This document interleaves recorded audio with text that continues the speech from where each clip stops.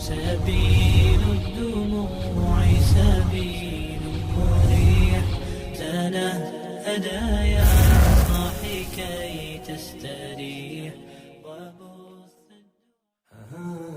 Assalamualaikum sahabat insan Qanaah.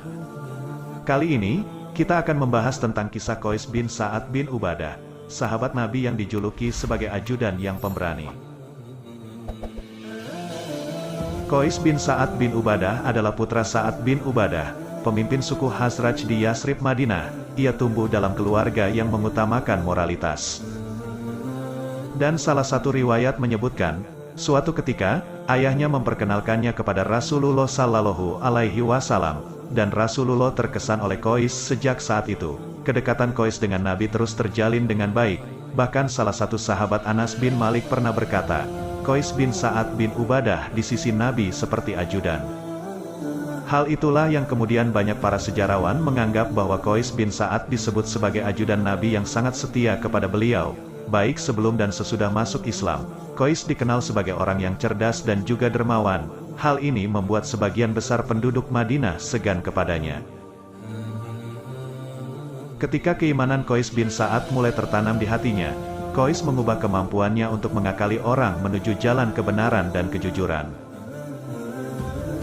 Pernah suatu ketika, Qais bin Sa'ad berkata kepada teman-temannya, "Jika tidak ada Islam, saya akan membuat konspirasi yang tidak akan dapat dijawab oleh semua orang Arab." Baginya, Islam adalah jalan menuju rahmat Allah Subhanahu wa Ta'ala. Oleh karena itu, Qais lebih konsisten dalam mengamalkan kedermawanan sebagaimana hal itu adalah ajaran dari keluarganya.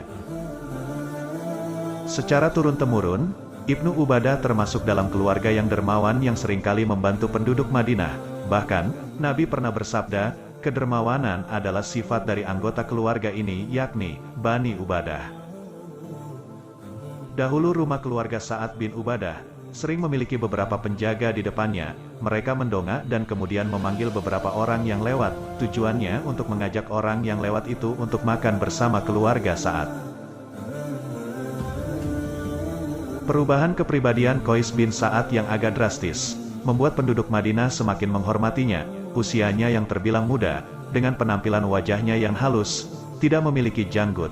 Namun, penampilan bukanlah masalah bagi pria yang selalu berbuat baik untuk umatnya. Meski usianya masih muda, Ansor menganggap Qais sebagai pemimpin mereka. Pernah di suatu hari, Qais bin Sa'ad memberikan pinjaman kepada temannya yang sedang dalam kesulitan, dan beberapa waktu lalu, teman ini hidup hanya untuk membayar utangnya. Tetapi Qais dengan sopan menolak dan berkata, "Kami tidak ingin mengambil kembali apa yang telah diberikan." Tentang perjuangan Qais bin Sa'ad dan keluarganya, Rasulullah pernah bersabda, kedermawanan menjadi karakter keluarga ini. Ia adalah seorang yang cerdik dan pintar menunjukkan kepiawaian dan kecerdikannya. Pada peristiwa Perang Siffin, ia berdiri di pihak Ali melawan Muawiyah. Ketika itu ia merencanakan sendiri tipu muslihat yang mungkin akan membinasakan Muawiyah dan para pengikutnya suatu hari. Akan tetapi ketika ia mengamati ulang muslihat yang telah memeras kecerdasannya, ia sadar bahwa itu adalah muslihat jahat yang membahayakan.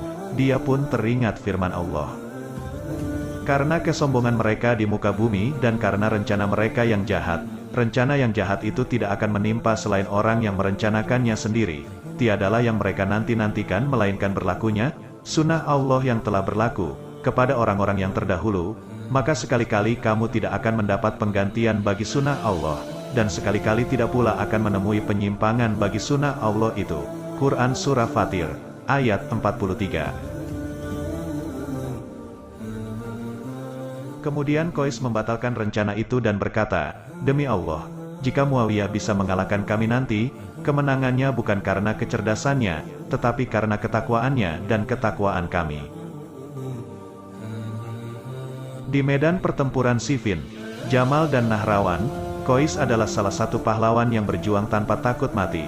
Dia membawa bendera Ansor sambil berteriak, "Bendera ini adalah bendera persatuan, berperang dengan Nabi dan Jibril sebagai penolong.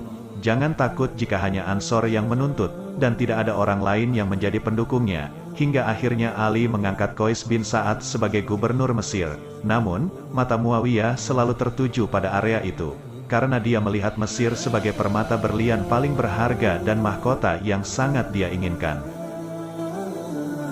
Oleh karena itu, setelah Qais menduduki posisi amir di wilayah tersebut, Muawiyah khawatir bahwa Qais akan menjadi penghalang abadi bagi usahanya di Mesir, bahkan jika ia kemudian mengalahkan Ali bin Abi Thalib dalam kemenangan yang menentukan. Muawiyah kemudian mencoba membangkitkan kemarahan Ali bin Abi Thalib terhadap Qais dengan tipu daya yang tidak terbatas, sehingga Ali bin Abi Thalib memanggil Qais dari Mesir. Namun karena kecerdasannya, dia tahu bahwa Muawiyah ikut memfitnahnya setelah dia gagal membujuk Qais ikut di pihaknya untuk melawan Ali bin Abi Thalib. Untuk mematahkan penipuan itu, Qais memperkuat dukungannya untuk Ali bin Abi Thalib dan kebenaran di pihaknya. Ali bin Abi Thalib adalah pemimpin yang saat itu menjadi tempat perlindungan kesetiaan dan keimanan yang teguh dari Qais bin Sa'ad. Jadi Qais sama sekali tidak merasa bahwa Ali telah mengirimnya dari Mesir. Qais tidak memiliki kepentingan regional, pangkat, kepemimpinan atau status.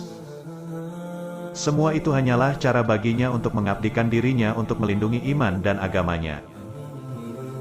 Keberanian Qais bin Sa'ad mencapai puncak kejujuran dan kedewasaannya. Setelah Ali bin Abi Thalib syahid dan Al-Hasan mengambil sumpah jabatan, Qais menganggap Al-Hasan sebagai Amirul Mukminin menurut syariah, sehingga Qais juga setia kepadanya dan mendukung Al-Hasan sebagai pelindung terlepas dari bahaya yang dihadapinya.